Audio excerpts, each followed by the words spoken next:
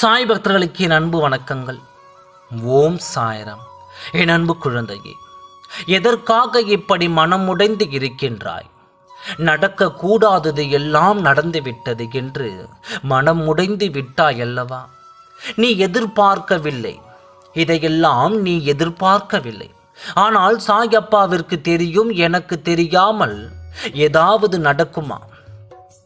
இதற்கெல்லாம் கவலைப்பட்டு கொண்டு ஒரே இடத்தில் அமர்ந்து இருந்தால் ஏதாவது சரியாகுமா?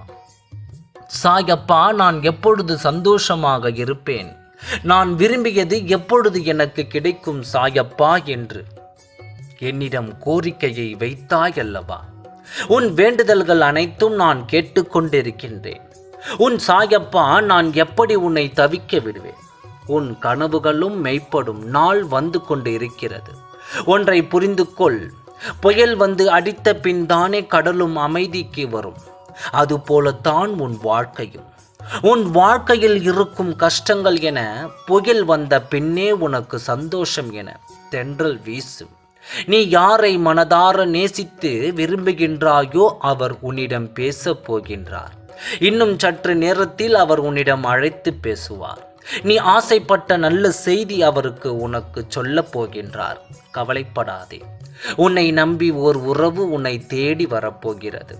உன் வாழ்க்கையில் நீ நினைத்த சந்தோஷங்கள் உன்னை தேடி வரப்போகிறது.